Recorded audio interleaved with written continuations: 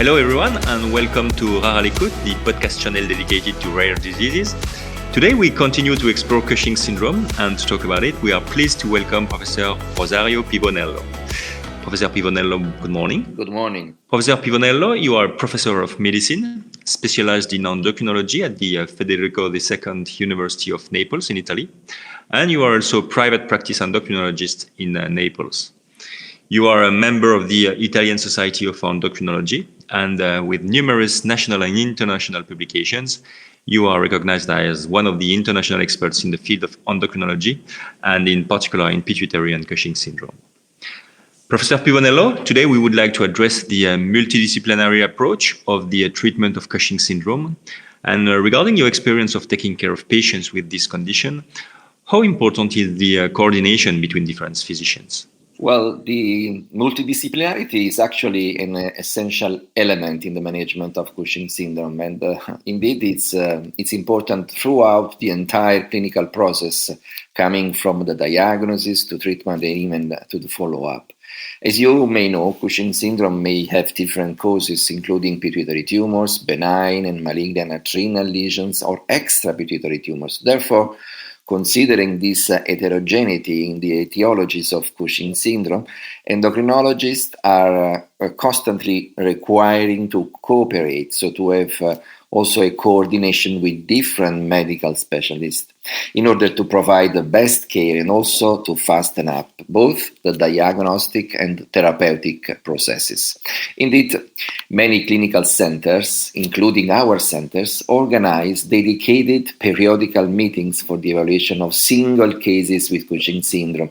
And these meetings are usually named pituitary boards or Cushing syndrome boards, in which at least 4 different specialists from different medical or surgical areas are involved in the management of each case and may offer the specific expertise and knowledge in the field.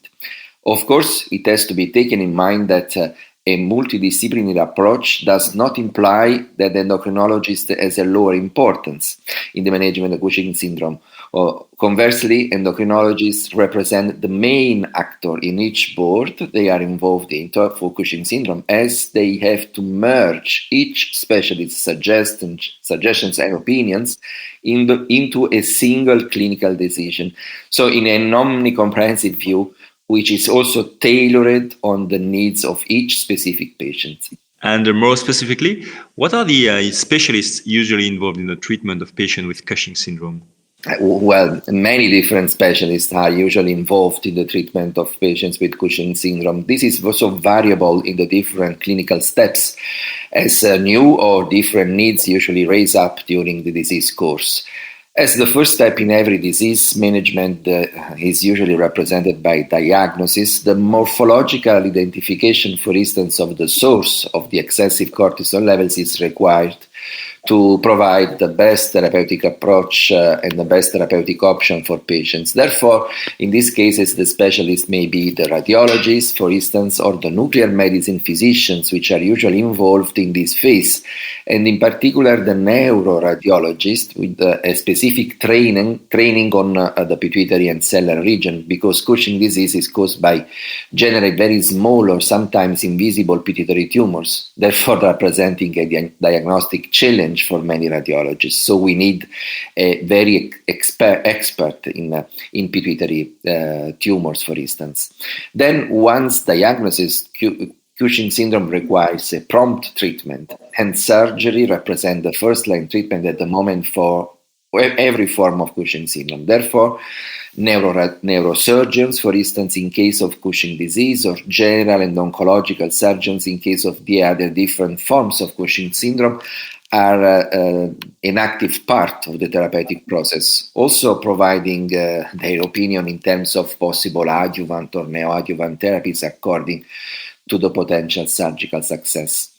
Nevertheless, in some patients, surgery can be not feasible, as you may know. So other treatment modalities, including radiotherapy, and in case of malignancies, also chemotherapy should be considered, requiring therefore an involvement of other specific medical specialists, for instance, radiotherapists and oncologists. finally, it should be not forgotten that Cushing syndrome is associated with many comorbidities, and these comorbidities require a specific medical specialist often to provide the best possible care. For instance, we need a cardiologist for the best treatment of hypertension and cardiovascular diseases associated with the disease, or we can need psychiatrists, psychologists, or neurologists for the neurocognitive and psychiatric diseases, or physiatrics on physiotherapists for the muscle dystrophy, gynecologists or andrologists for the sexual and fertility issues, so also associated with the disease, and not less important, the immunologist for the prevention of the infections disease or the management of autoimmune disease.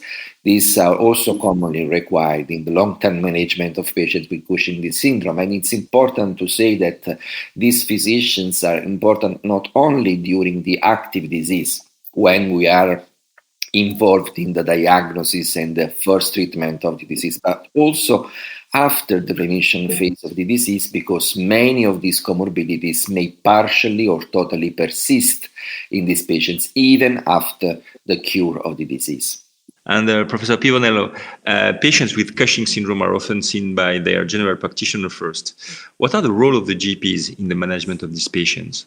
Well, the general practitioners are the first healthcare providers to be approached by the patients, so they represent the first line in terms of patients management, and therefore the general practitioners has really a major role, which is actually the role of recognizing the patients with a clear suspicion of hypercortisolism or Cushing syndrome in order to address them to the endocrinologist as soon as they can. So they should pay great attention in considering this option when many comorbidities arise in the same patients, for instance, or when some comorbidities are unusual for the age or for the gender of the patients. In particular, I would say that they should focus on the clinical investigation in terms of signs, symptoms that are more specifically related to Cushing syndrome, for instance, the moon phase, the facial plethora, the supraclavicular and dorsal fat pads, the abdominal or visceral obesity, the purple stria in the abdomen or in other part of the body, and also the proximal mass atrophy, as well as a relevant weight gain in few months regardless the effort to lose weight by the patients, or recent increase in blood pressure and blood glucose, some uncontrolled hypertension or diabetes, which occurred, for instance, in young age when you don't expect to have all these comorbidities, especially together, or regardless of multiple pharmacological therapy. Or again, some spontaneous skeletal fractures which occur in younger age than expected, or in men where it is less likely compared to women after postmenopause age. And other clinical manifestations like depression or psychosis, which can also suggest this kind of disease. So the role of the general practitioner, I think it's very important. And I've also to say that in the evaluation of these clinical manifestations, the general practitioners should also consider the other common conditions, clinical conditions, for instance, the metabolic syndrome, diabetes, the depression, or also the more common polycystic ovary syndrome in women, which may present some clinical features which are partially overlapping with those of Cushing syndrome, because they are also called pseudo-Cushing states, and may lead to unnecessary hormonal and biochemical evaluation. And this is not often very easy, especially for not experienced general practitioner. But this should be very important. Moreover, in order to fasten up the diagnostic workup, a standard tool of initial testing, for instance, the evaluation of circulating ACTH and cortisol levels, or the urinary free cortisol levels, which are usually necessary in more evaluation, I mean collected in different days, should be required by the general practitioners as first-line screening for Cushing's syndrome in order to help a better identification of clinical candidates for this endocrinologic evaluation. Of course, not all general practitioners are ready and also sufficiently expert to do that, but this should be their role, actually very important. And regarding this relationship between general practitioners and specialists, when should patients be referred to an endocrinologist? Well, in general, the referral to endocrinologist is very crucial because it's important to provide a safe, correct, and complete diagnosis, and also rapid diagnosis in patients with Cushing's syndrome, and also ensure a prompt treatment for this severe disease and also for their complications. So, generally speaking, I think that general practitioners should refer to endocrinologists in patients with a moderate or high clinical suspicion for Cushing's syndrome, and if they are associated with at least one abnormal result in terms of biochemical parameter like urinary free cortisol levels, in order to allow endocrinologists to have some initial elements to consider in the diagnostic evaluation and so to avoid the diagnostic delays. However, patients with moderate or high clinical suspicion may be referred to endocrinologists even in the apparent absence of abnormal hormonal results, especially if the general practitioner is not experienced in the evaluation of hormone assay, as many different situations may lead to non-univocal results. For instance, errors in urinary collections, including incomplete collections, as well as improper sample storage and processing, are very common in endocrinological evaluation. But general practitioners may be not aware of these specific requirements for the hormone evaluation and therefore potentially underestimate their impact on the biochemical results. Therefore, beyond the required improvement in healthcare providers' awareness and knowledge on Cushing's syndrome, an early referral in case of moderate high clinical suspicion, I think, should be always considered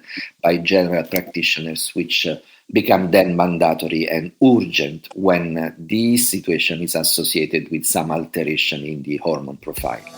Well, thank you very much, Professor Pivanello, for all this clear information about Cushing's syndrome. As for us, dear listeners, we thank you for your time and we look forward to seeing you on our podcast channel for a future episode on Cushing's syndrome. See you soon.